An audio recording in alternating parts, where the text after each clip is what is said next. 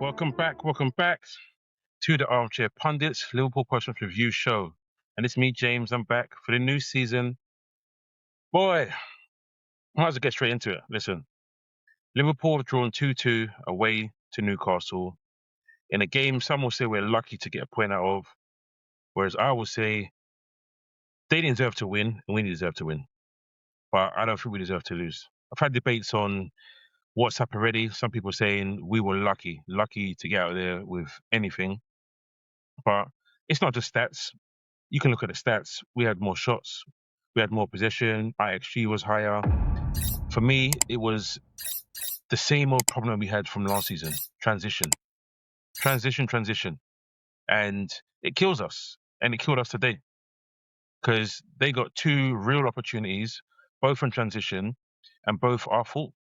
And both because we have not addressed a problem that we've had since Fabinho left. We tried to address it with signing Endo as a DM. We waited for Stefan Bajcetic, but he couldn't get fit, and it looks like he's going back to Celta Vigo. But the simple fact is, we don't have a central midfielder that is of quality, that smells danger, that does the right things. The first goal they scored, a tactical foul. Even a second goal, a tactical foul. All the other proper DMs would have done a tactical foul.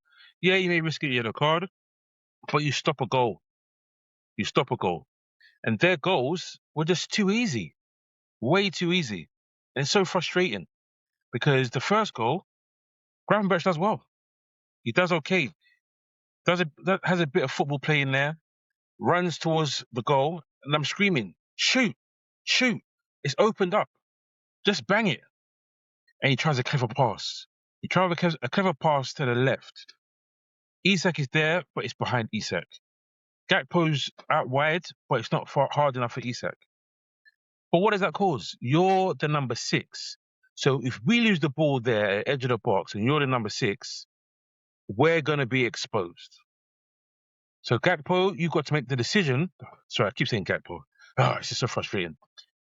Gravenberch, you have to make the decision to shoot. The opportunity was there. And what happens? Similar to like what happened last season. Game 1, someone gets the ball at the edge of the box, but this time it's a couple of passes, and they threw and go and they score. Last year it was Semenyo. Semenyo ran from their box straight to our box and scores. This time, you got Vissa that runs straight through the middle of our pitch, and then we all know that you're not catching Elanga. Elanga's burning it down the right wing. He gets a good ball from Vissa, and you could argue, Alisson, does he get his angles wrong? Listen, Alisson is one of the greats of all time for me. He definitely is. One-on-ones, I say he's one of the best I've ever seen, if not the best I've ever seen. But I just feel this time he was too close to his post. And he gave him too much space to score. And Elanga took it. He took it. And he celebrated like it was nothing. My guy didn't even score a single Premier League goal last season. If I'm right, and that's what they said on the broadcast. First game, bang, scores. And it's our fault. We don't have a DM that smells danger. We don't have a DM that once the players go forward, he's like, okay, cool. Where's the gaps? Let me shuffle across here. I've listened to the post-match from Iraola, and James Pearce has come out and said from that post-match that Iraola believes that we don't need a DM. A lot of people are saying that the way the 2 8s are going to work, you don't need a DM because of the way the team presses as a unit. Well, I might have egg in my face by the end of the season, but I know you're manager, Iraola, and you've done a fantastic job previously. I think you're wrong. Because what we've all seen over the last 18 months was, well, I say 18 months, because the end of our championship season, Gravenberch wasn't great. But what we've seen is Gravenberch doesn't smell danger enough. People point out, well, he did this here and he did that there. No, there's no point doing it here and there. You've got to do it every single time. And he gets caught out way too often in this situation. Szoboszlai, we love him because he's energetic, but he vacates the midfield too often because he knows he's fast, he's strong, he can get back, he's energetic. But sometimes it's not going to work. And today it did not work. I do not believe, personally, that we can have Szoboszlai, Wirtz, and Gravenberch as our main three centre midfielders week in, week out and have the success that we need. I don't. And that's big questions to ask because all three of those are huge wages. All three of those demand to start games. But that does not give us the right balance in our midfield. It doesn't give us the right protection on midfield.